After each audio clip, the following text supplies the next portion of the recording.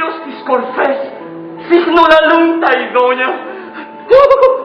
Οι πέρδικες ροβόλησαν στις βρύσες και λουζόνται.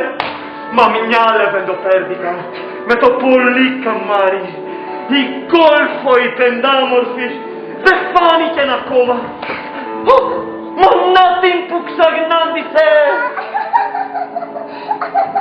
Καλή σου μέρα, Τάσο. Καλώς την αντιπέρδικα, ποκάμα μαύρα μάτια, ως να τη δω και να με είδει. Καλησμέρα, γκόλφο. Μιλάς και μας βλέπουνε. Κανένας δεν μας βλέπει, παρά του λόγκου τα πουλιά και τα βουνά τριγύρω. Αχ, και τα πουλιά. Και τα βουνά. Τι όμορφο μου. Τι είναι τούτο. Έτσι θα κάνω με χωριό. Απ' τον αϊτό εσκιάστη